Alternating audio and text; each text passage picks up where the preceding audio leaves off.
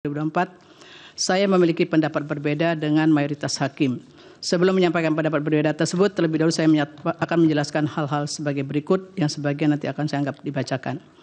Bahwa para pengubah Undang-Undang Dasar 1945 pada saat melakukan perubahan telah bersepakat bulat memasukkan prinsip atau azas pemilu yang dilaksanakan secara langsung, umum, bebas, rahasia, jujur, dan adil dan dilaksanakan secara berkala sebagai bagian yang esensial untuk mewujudkan kedaulatan rakyat. Hal ini sejalan dengan semangat bangsa yang dituangkan dalam pokok-pokok reformasi pembangunan dalam rangka penyelamatan dan normalisasi kehidupan nasional sebagai haluan negara yang merupakan pernyataan kehendak rakyat untuk mewujudkan pembaruan di segala bidang pembangunan nasional termasuk bidang politik. Semangat tersebut dimaksudkan agar pelaksanaan pemilu tidak mengulang lagi kondisi yang pernah berlangsung selama masa pemerintahan sebelum reformasi. Oleh karena itu dikehendaki pemilu harus berlandaskan pada prinsip-prinsip tersebut di atas dengan menegaskan bahwa penyelenggara pemilihan harus terjamin kemandiriannya, termasuk lembaga pengawas pemilu. Video ketetapan MPR nomor 10/1998.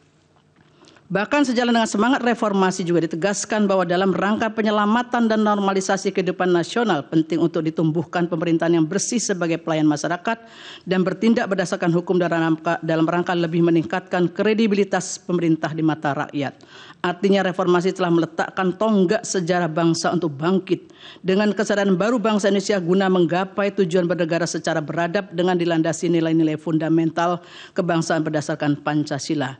Untuk tujuan tersebut, demokrasi yang harus diperjuangkan adalah demokrasi konstitusional, yaitu demokrasi secara ideologis dan teologisnya bermaksud untuk memenuhi dan menjalankan kehendak konstitusi. Terlebih lagi, Konstitusi Indonesia telah memberikan jaminan perlindungan terhadap hak sipil dan politik yang di dalamnya mencakup hak pilih dalam pemilu. Bahwa sejalan dengan semangat penyelamatan kehidupan nasional yang dikehendaki bersama di era reformasi tersebut, maka untuk melaksanakan pemilu harus ditentukan standar dan persyaratan yang jelas. Dalam penyelenggaraan pemilu 2024, persyaratan tersebut diatur dalam Undang-Undang Pemilu, yaitu Undang-Undang 7 2017 sebagai aturan hukum atau aturan main atau rule of the game dalam konstitusi secara demokratis, yang pada prinsipnya menjalankan lebih lanjut kehendak UUD 1945 termasuk semangat penyelamatan dan normalisasi kehidupan nasional yang menjadi haluan negara dalam mewujudkan reformasi. Dalam konteks ini berlaku aksioma bahwa dalam sistem politik yang demokratis, demokrasi tidak mungkin diwujudkan tanpa adanya rule of law. Namun rule of law juga harus dilandasi oleh rule of ethics. Oleh karena itu, aturan main yang telah ditentukan dalam Undang-Undang Pemilu tidak boleh bias terhadap individu maupun kelompok tertentu. Tujuannya agar dalam berkontestasi dapat dicapai kondisi kesetaraan, yaitu kesetaraan dalam kontestasi pemilu sehingga masing-masing pihak dapat berpartisipasi secara penuh, terbuka, dan adil. Oleh karenanya dalam penyelenggaraan pemilu, penyelenggara pemilu, Inkasu, KPU, dan Bawaslu beserta jajarannya, aparat pemerintah serta semua pihak yang terkait harus benar-benar bersikap dan bertindak jujur. Dengan demikian setiap pemilih dalam peserta pemilu mendapatkan jaminan perlakuan yang sama serta bebas dari kecurangan pihak manapun dan dalam bentuk apapun sesuai dengan maksud pasal 22E ayat 1 UUD 1945. Tegasnya Undang-Undang Pemilu menjabarkan pasal 22E ayat 1 UUD 1945 telah mengamanatkan agar pemilu diselenggarakan berlandaskan prinsip langsung, umum, bebas, rahasia, jujur, dan adil berkala setiap 5 tahun dan seterusnya dianggap dibacakan. Konsep pemilihan jujur dan adil yang dikehendaki oleh UUD 1945 mencakup pemilu yang jujur dan adil secara prosedural dan substansial. Dengan demikian dalam penyelenggaraan pemilu, penyelenggara pemilu Inkasu, KPU, dan Bawaslu beserta jajarannya, aparat pemerintah, peserta serta semua pihak yang terkait harus bersikap dan bertindak jujur agar kontestasi pemilu benar-benar memberikan ruang jaminan berdasarkan konstitusi sehingga rakyat atau pemilu secara bebas dapat menentukan wakil-wakilnya tanpa dipengaruhi oleh kondisi apapun dan oleh siapapun. Bahwa untuk menjamin pemilu yang jujur dan adil telah ditentukan aturan main dalam Undang-Undang Pemilu beserta aturan pelaksananya yang tidak sekedar untuk memenuhi prosedur kontestasi semata, namun juga harus mampu menjamin terwujudnya demokrasi substansial yang dicirikan dengan keteraturan, yakni keteraturan hukum dan etika sehingga terdapat keseimbangan rule of law dan rule of ethics yang akan menghasilkan kesejahteraan kolektif sebagai bangsa. Dengan demikian kemanfaatan dari demokrasi bisa dinikmati bersama melalui kebebasan, keadilan, kesejahteraan, dan kerukunan. Terkait dengan persoalan etika tersebut pada era reformasi justru telah menjadi perhatian yang sangat serius yang ditandai dengan ditetapkannya ketetapan MPR nomor 6 2021 tentang etika kehidupan berbangsa. Ketetapan ini dilandasi oleh pertimbangan karena terjadinya degradasi etika kehidupan berbangsa yang pada intinya akhirnya menyebabkan terjadinya krisis multidimensi. Video konsideran menimbang huruf C dan huruf D Ketetapan MPR 6/2001. Untuk menyelamatkan dan meningkatkan mutu kehidupan bangsa Indonesia, maka dirumuskanlah pokok-pokok etika kehidupan berbangsa untuk dapat menjadi acuan, pedoman, dan panduan.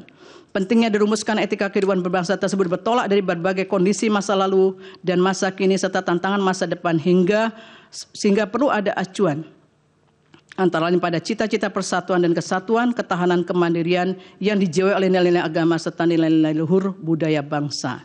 Terkait dengan isu etika politik dan pemerintahan, Ketetapan MPR 6/2001 telah menggarisbawahi misinya bahwa setiap pejabat dan elit politik harus bersikap jujur, amanah, sportif, siap melayani, berjiwa besar, memiliki keteladanan, rendah hati, dan siap mundur dari jabatan politik apabila terbukti melakukan kesalahan dan secara moral kebijakannya bertentangan dengan hukum dan rasa keadilan masyarakat.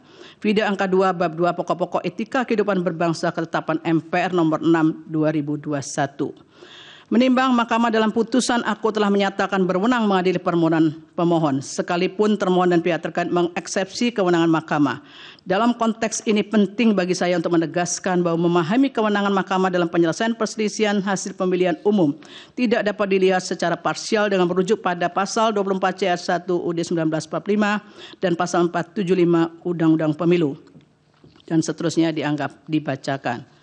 Dalam kaitan ini penting kiranya ditegaskan bahwa kewenangan Mahkamah dalam menangani PHPU Presiden dan Wakil Presiden sekalipun disebutkan dalam Konstitusi dan Undang-Undang Pemilu adalah menyelesaikan perselisihan hasil, namun bukan berarti hanya terbatas pada angka-angka statistik semata.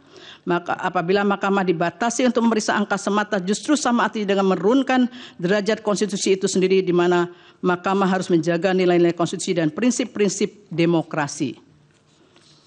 Terlebih lagi sejak penanganan PHPU Presiden dan Wakil Presiden 2024, Mahkamah tidak pernah membatasi diri untuk memeriksa dugaan kesalahan penghitungan suara semata. Oleh karenanya perdebatan apakah Mahkamah hanya berwenang untuk memeriksa perselisihan angka saja seharusnya dapat diakhiri.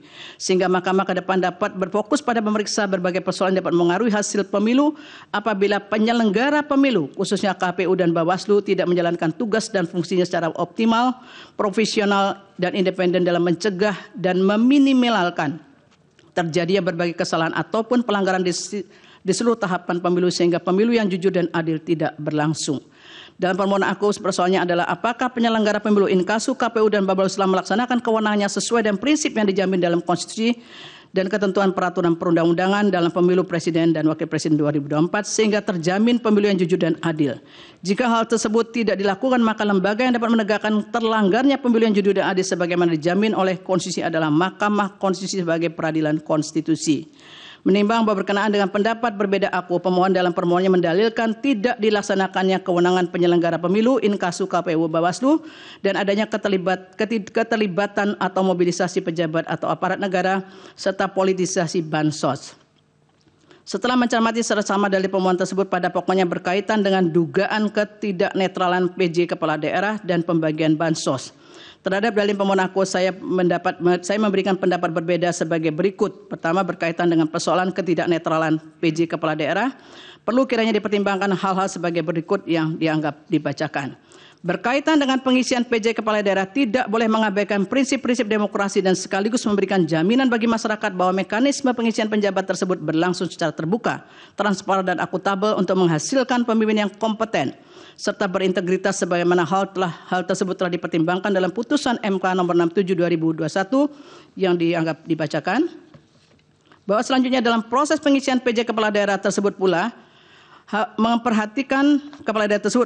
pula memperhatikan syarat bahwa penjabat dimaksud memiliki pemahaman yang utuh terhadap ideologi Pancasila, Negara Kesatuan Republik Indonesia serta pemahaman terhadap politik nasional yang baik sebagaimana telah ditegaskan dalam pertimbangan hukum putusan MK nomor 15 tahun 2022 dianggap dibacakan. Bahwa berdasarkan kutipan pertimbangan hukum tersebut di atas, proses pengisian dan persyaratan PJ Kepala Daerah telah diatur dalam pasal 201 Undang-Undang 10 2016 dan ditegaskan pula oleh Mahkamah dalam pertimbangan hukum putusan-putusan di atas. Pada prinsipnya Mahkamah menegaskan perlu adanya kaidah dan ketentuan hukum yang memberikan pedoman dan batasan dalam pengangkatan PJ Kepala Daerah. Sebab sekalipun kedudukan PJ bersifat sementara di masa transisi, namun memegang peran strategis untuk ikut menjamin penyelenggaraan pemilu agar dapat berlangsung secara jujur dan adil. Oleh karena itu diperlukan PJ Kepala Daerah yang memiliki integritas dan pemahamannya utuh terhadap ideologi Pancasila, NKRI, serta pemahaman terhadap politik nasional yang baik. Bahwa dikarenakan sebagian besar PJ Kepala Daerah adalah ASN, maka harus tunduk pada Undang-Undang ASN. Dan seterusnya dibacakan. Di mana ASN harus bersikap netral dalam melaksanakan kebijakan menyelenggarakan pemerintahan di daerahnya masing-masing sebagaimana diatur dalam ketentuan pasal 9 Undang-Undang 5 2014 dibacakan. Dengan demikian dalam konteks jabatan PJ Kepala Daerah sebagai ASN, hal yang perlu digarisbawahi adalah pentingnya sikap netral yang harus dimiliki dan dijalankan oleh PJ Kepala Daerah dalam menjalankan kewenangannya terlebih lagi pada masa kampanye pemilu. Ketentuan hukum terkait dengan pengangkatan, syarat, serta tugas, wewenang, dan kewajiban yang melekat pada PJ Kepala Daerah sudah seharusnya dipatuhi dan dijalankan. Jika kemudian terdapat adanya dugaan PJ Kepala Daerah yang menunjukkan keberpihakan kepada pasangan calon tertentu, maka PJ Kepala Daerah tersebut telah melanggar hukum dan konstitusi dalam mewujudkan pemilu yang jujur, adil, dan berintegritas. Bahwa terkait dengan netralitas ASN adalah benar, Bawaslu secara formal telah melakukan tindakan pencegahan dengan surat Ketua Bawaslu nomor 779 dan seterusnya 2023 dan surat Ketua Bawaslu nomor 810 dan seterusnya 2023 bertanggal 12 November 2023. Surat tersebut pada pokoknya berisi himbauan netralitas pegawai ASN, kampanye oleh pejabat, dan seterusnya. Persoalannya adalah bagaimana jika surat Bawaslu tersebut diabaikan dalam penyelenggaraan pemilu presiden dan wakil presiden 2024 sebagaimana yang terjadi di beberapa daerah. Bahwa sebelum menjelaskan persoalan yang terjadi di beberapa daerah tersebut, penting bagi saya menegaskan terlebih dahulu bahwa dikarenakan permohonan perkara nomor 1 2024 dan perkara nomor 2 2024 pada pokoknya mendalilkan hal yang sama dan terhadap objek permohonan yang sama, yakni berkaitan dengan keputusan KPU 360 2024 dan seterusnya, maka dalam menguraikan persoalan yang terdapat di beberapa daerah tersebut diintegrasikan antara perkara nomor 1 2024 dan perkara nomor 2 2024 dengan menunjukkan pada buktinya masing-masing di mana dalam penjelasannya dapat saling melengkapi. Selanjutnya, beberapa daerah yang didalilkan adanya ketidaknetralan PJ Kepala Daerah tersebut termasuk di dalamnya terkait dengan ketidaknetralan pejabat dan aparat negara adalah sebagai berikut, yaitu 1 di Kalimantan Barat, bahwa dalam permohonannya pemohon mendalilkan mengenai ketidaknetralan PJ Kepala Daerah pejabat negara aparatur negara di Provinsi Kalimantan Barat pada masa pemilu 2004 sebagai berikut, huruf A, B, dan seterusnya dibacakan.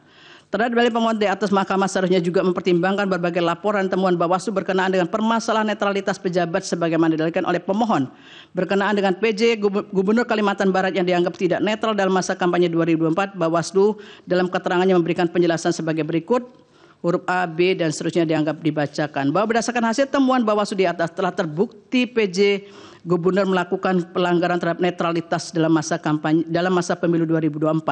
Oleh karena itu Bawaslu meneruskan kasus tersebut kepada KASN untuk menindaklanjuti sesuai dengan peraturan perundang-undangan yang berlaku. Adanya indikasi kuat pelanggaran yang telah dilakukan PJ Gubernur Kalimantan Barat, namun tidak terdapat kejelasan proses penegakan hukum atas pelanggaran tersebut menyebabkan pemilu yang jujur dan adil berintegritas telah tercederai karena adanya keberpihakan kepada salah satu pasangan calon presiden pada pemilu 2024. Kemudian yang kedua adalah Jawa Tengah. Bahwa dalam permohonannya pemohon juga mendalilkan mengenai ketidaknetralan pejabat negara PJ Kepala Daerah dan aparatur negara di Provinsi Jawa Tengah dalam masa pemilu 2024 dengan dalil-dalil sebagai berikut, huruf A, B, dan seterusnya sampai G dibacakan. Bahwa terhadap dalil pemohon di atas hanya beberapa laporan atau temuan yang ditindaklanjuti oleh Bawaslu, yaitu huruf A, B dibacakan. Bahwa berdasarkan hasil pemeriksaan Bawaslu di atas terhadap laporan terkait dengan adanya penyambutan oleh PJ Gubernur Jawa Tengah kepada salah satu pasangan calon dan penggunaan warna baju biru yang mirip dengan tim kampanye nasional Prabowo Gibran, Bawaslu menyimpulkan bahwa laporan tersebut memenuhi syarat formil namun tidak memenuhi syarat material dan tidak diregistrasi. Dalam konteks ini, oleh karena Bawaslu menyatakan laporan tidak memenuhi syarat material untuk diperiksa lebih lanjut, maka masih terdapat permasalahan berkenaan dengan netralitas PJ Gubernur Jawa Tengah. Selanjutnya, terlepas dari Bawaslu telah melaksanakan tugas pengawasan melalui penelusuran dan hasilnya dinyatakan tidak terbukti terdapat pelanggaran, namun hasil penelusuran tersebut tidak cukup meyakinkan bahwa PJ Gubernur telah bersikap netral, apalagi Bawaslu tidak bersungguh-sungguh untuk menindaklanjuti laporan tersebut. Selain itu dapat banyak bukti awal yang memberikan petunjuk adanya ketidaknetralan pejabat negara, aparat negara, dan aparatur sipil negara, serta pengerahan perangkat desa seperti adanya konsolidasi ratusan kepala desa di Kabupaten Temanggung untuk mendukung pasangan calon nomor urut 2. Kemudian terdapat kasus kekerasan politik seperti penganiayaan terhadap salah satu relawan pendukung pasangan calon. Selain itu sejumlah acara dukungan dari pejabat pemerintahan juga dilakukan terhadap salah satu pasangan calon, termasuk juga dilakukan oleh Menteri Perdagangan dan Menteri Pertanian. Seluruh kejadian ini menjadi perhatian publik yang sangat luas dalam penyelenggaraan Pemilu 2024 yang seharusnya ditindaklanjuti oleh Bawaslu sesuai dengan tugas dan wewenangnya. Namun tidak terdapat bukti yang kuat bahwa Bawaslu telah melaksanakan tugas dan wewenang secara optimal untuk menjamin terselenggaranya pemilu yang jujur dan adil. Kemudian di Sulawesi Selatan, bahwa pemohon juga mendalilkan mengenai ketidaknetralan pejabat negara dan aparatur negara di Provinsi Sulawesi Selatan dalam masa pemilu 2024 sebagai berikut, dengan dalil A, B dianggap dibacakan. Terkait dengan dalil pemohon tersebut, Bawaslu tidak memberikan keterangan yang secara utuh mengenai persoalan yang didalilkan pemohon di atas, sehingga seolah-olah tidak terdapat persoalan mengenai ketidaknetralan pejabat tersebut. Sementara Bawaslu dalam keterangannya menyampaikan hasil pemeriksaan terhadap beberapa laporan atau temuan terkait dengan netralitas pejabat di Sulawesi Selatan di masa pemilu 2024 sebagai berikut dianggap dibacakan. Bahwa berdasarkan hasil pemeriksaan Bawaslu di atas terdapat persoalan terkait pelanggaran netralitas aparat negara dalam pemilu di Sulawesi Selatan, adanya laporan ketiga Bawaslu terkait keterlibatan PJ Gubernur Sulawesi Selatan dalam kegiatan pembagian bantuan sosial, tetapi laporan tersebut dinyatakan tidak memenuhi syarat material. Selain itu, Sekda Kabupaten Takalar Muhammad Hasbi diduga mengampanyekan pasangan calon nomor urut 2 di media sosial sehingga Bawaslu Kabupaten Takalar menerbitkan surat rekomendasi untuk ditindaklanjuti oleh KASN. Lebih lanjut terdapat dugaan pelanggaran terkait dengan pengunggahan video pemasangan APK pasangan calon dan seterusnya. Berdasarkan hasil pemeriksaan terhadap laporan atau temuan Bawaslu tersebut, terdapat keyakinan yang kuat untuk menyatakan adanya persoalan terkait dengan ketidaknetralan aparatur negara dan masa pemilu di Sulawesi Selatan. Sebaliknya tidak ada bukti yang meyakinkan bahwa Bawaslu telah menindaklanjuti laporan dan temuan yang terbukti menunjukkan adanya pelanggaran pemilu secara sungguh-sungguh sehingga menyebabkan tidak terjaminnya pemilu yang jujur dan adil. Di Sumatera Utara, bahwa dalam permohonannya pemohon mendalilkan mengenai ketidaknetralan pejabat negara, kepala daerah, dan aparatur negara dengan dalil sebagai berikut, huruf A, B, C, dan seterusnya dianggap dibacakan. Bahwa terhadap dalil pemohon di atas ternyata hanya beberapa laporan dan temuan yang ditindaklanjuti oleh Bawaslu, laporan dan tindak lanjut tersebut dianggap dibacakan. Bahwa terkait dengan hasil pemeriksaan Bawaslu di atas, dalam kasus ketidaknetralan aparat pemerintahan di Medan yang mengajak ASN memilih pasangan calon nomor urut 2 direkomendasikan untuk ditindaklanjuti oleh lembaga yang berwenang. Namun dalam kasus yang lain yang mengarahkan untuk mendukung pasangan calon nomor urut 2 serta keterlibatan Menteri BUMN dalam kampanye di Deli Serdang, Bawaslu tidak meregistrasi laporan-laporan tersebut karena menurut Bawaslu tidak memenuhi syarat material tanpa ada kejelasan. Berdasarkan hasil pemeriksaan terhadap laporan dan temuan Bawaslu tersebut, terdapat persoalan terkait dengan ketidaknetralan aparatur negara dalam masa pemilu di Sumatera Utara. Selain itu dapat pula laporan atau temuan yang tidak diregistrasi karena tidak memenuhi syarat material. Padahal beberapa kejadian tersebut menjadi perhatian publik yang sangat luas di masa pemilu Presiden dan Wakil Presiden 2024 yang seharusnya ditindaklanjuti oleh Bawaslu agar dapat menjamin pemilu berlangsung secara jujur dan adil, juga pemilu yang berintegritas. Bahwa selanjutnya pemohon mendalilkan telah terjadi politisasi pemberian bansos selama pemilu Presiden dan Wakil Presiden 2024 yang menurut pemohon bertujuan untuk memenangkan pasangan calon nomor urut 2. Berkenaan dengan dalil pemohon AKO, ketentuan pasal 34 Undang-Undang Dasar 1945 pada pokoknya telah mengatur mengenai jaminan bagi negara jaminan bagi fakir miskin dan anak terlantar dipelihara negara, dan negara berkewajiban untuk memberdayakan masyarakat yang lemah serta tidak mampu sesuai dengan martabat kemanusiaan. Selanjutnya, dalam Undang-Undang 19/2003 tentang APBN tidak secara eksplisit mengatur anggaran untuk program bantuan sosial. Jika merujuk pada ketentuan pasal 8 ayat 2 Undang-Undang APBN, hanya dinyatakan anggaran belanja pemerintah pusat dikelompokkan atas beberapa pengelompokan.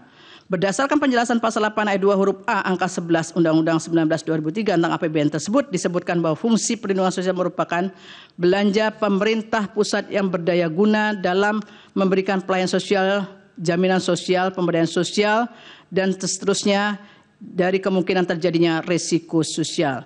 Bahwa berkenaan dengan APBN 2024 dengan total belanja mencapai 3.000 triliun lebih, di dalamnya terdapat belanja untuk perlindungan sosial sebesar 496,8 triliun yang berfungsi untuk stabilisasi dan mendukung penghapusan kemiskinan.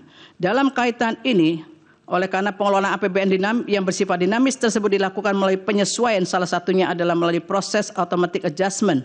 Dalam kaitan ini juga ditanyakan kepada Menteri Keuangan di dalam persidangan bahwa berkaitan dengan automatic adjustment sudah dilakukan sejak APBN 2022 dan selalu dilakukan pada awal tahun. Namun pertanyaannya, apakah automatic adjustment tersebut dipakai untuk membiayai bansos? Dan Menteri Keuangan menyatakan bahwa automatic adjustment tidak dipakai untuk membiayai bansos. Timbullah persoalan yang dipersoalkan pemohon, yaitu alokasi dana kunjungan presiden dan bansos yang dilakukan tersebut berasal dari dana yang mana. Dalam kaitan inilah kemudian Menteri Keuangan dalam persidangan menyatakan bahwa bantuan kemasyarakatan tersebut bukan merupakan bagian dari perlinsos yang digunakan oleh presiden terkait dengan bansos tersebut. Namun anggaran untuk kunjungan presiden, anggaran untuk bantuan ke masyarakat tersebut berasal dari dana operasional presiden atau DOP yang berasal dari APBN. DOP tersebut diatur oleh PMK 48 2008 yang sebagaimana telah diubah oleh PMK 106 2008. Sementara itu dana kemasyarakatan presiden diatur dalam Peraturan Menteri Sekretaris Negara Nomor 2 Tahun 2020. Adapun kegiatan yang bisa dicakup dalam dana kemasyarakatan presiden dan wakil presiden dalam hal ini adalah kegiatan keagamaan, pendidikan, sosial, ekonomi, dan seterusnya. Bantuan tersebut bisa diberikan dalam bentuk barang maupun uang. Berdasarkan fakta yang terungkap dalam persidangan, terlihat bahwa realisasi anggaran DOP tidak pernah mencapai 100% dari jumlah yang dialokasikan pada setiap tahunnya. Meskipun demikian, anggaran untuk DOP terus meningkat dari tahun ke tahun. Hal ini yang kemudian memunculkan persepsi yang mengarah pada penggunaan DOP untuk bantuan kemasyarakatan dengan tujuan politik menjelang pemilu presiden dan wakil presiden 2024. Terlebih lagi sebagaimana fakta hukum di persidangan bahwa menjelang pemilu pola kunjungan presiden ke beberapa daerah semakin meningkat sehingga memunculkan pertanyaan pemohon mengenai maksud kunjungan tersebut menjelang pemilu 2024.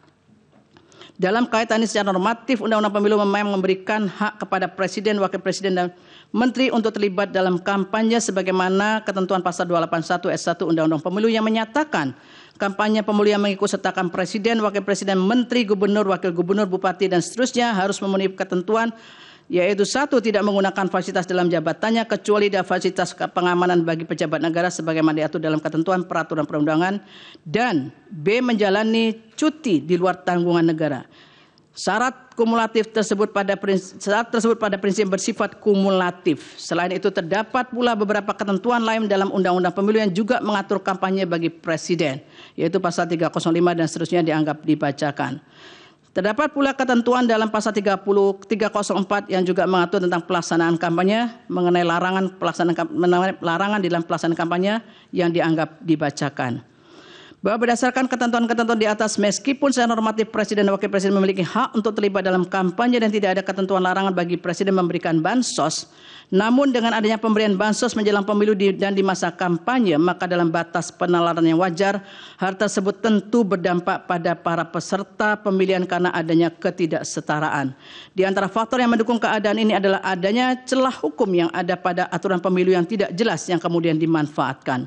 Pada titik inilah etika memainkan peran penting agar tidak memanfaatkan celah kekosongan aturan hukum, sebab dampak dukungan yang ditampilkan oleh pemberi bansos yang berkaitan erat dengan salah satu peserta pemilihan akan menyebabkan ketidaksetaraan peserta dalam kontestasi perebutan suara rakyat. Padahal salah satu bentuk perwujudan prinsip adil dalam pemilu adalah adanya upaya agar para peserta pemilu berada pada posisi yang setara. Terlebih terdapat indikasi dukungan yang jelas terhadap salah satu pasangan calon, maka hal demikian dapat dianggap sebagai tindakan yang tidak netral dan memberikan keuntungan signifikan bagi pasangan tersebut. Hal ini menjadi semakin rumit mengingat sulitnya memisahkan antara fasilitas negara dan kepentingan politik personal. Dalam konteks inilah penting kembali diingat maksud ditetapkannya ketetapan MPR nomor 6 2001 tentang etika kehidupan berbangsa di era awal reformasi sebagaimana telah diuraikan di atas, yang harus menjadi arahan, pedoman, panduan mewujudkan nilai-nilai luhur budaya bangsa. Oleh karena itu, sekalipun tidak ada larangan pemberian bansos dengan menggunakan DOP, namun sejalan dengan makna etika kehidupan berbangsa, penting untuk dilaksanakan secara bijaksana demi menjamin pemilu yang jujur dan adil sebagaimana dijamin oleh Undang-Undang Dasar 1945. Dengan mengutip pandangan Andre Stark sebagaimana dianggap dibacakan, oleh karena itu, seorang pemimpin diwajibkan memahami dan menerapkan pentingnya integritas dan tanggung jawab dalam memegang kekuasaan publik, serta perlunya menjaga pemisahan yang jelas antara kepentingan pribadi dan kepentingan publik demi menjaga persatuan dan kesatuan bangsa. Terlebih dalam konteks penggunaan DOP yang berasal dari APBN untuk bantuan kemasyarakatan menjelang pemilu 2024 tidak dapat dihindari adanya tujuan politik yang memiliki pengaruh sangat kuat sehingga prinsip pemilu yang dijamin oleh konstitusi menjadi tidak sepenuhnya dapat diwujudkan. Menimbang bahwa berdasarkan seluruh uraian pertimbangan hukum di atas, dalil pemohon beralasan menurut hukum untuk sebagian tidak sebagaimana yang dimohonkan pemohon dalam petitumnya. Oleh karena diyakini telah terjadi ketidaknetralan pejabat yang sebagian berkelindan dengan pemberian bansos yang terjadi pada beberapa daerah yang telah dipertimbangkan di atas, maka untuk menjamin terselenggaranya pemilu yang jujur dan adil sebagaimana dijamin oleh Undang-Undang Dasar 1945, seharusnya Mahkamah memerintahkan untuk dilakukan pemungutan suara ulang untuk beberapa daerah tersebut di atas. Jelajahi cara baru mendapatkan informasi. Download Metro TV Extend sekarang.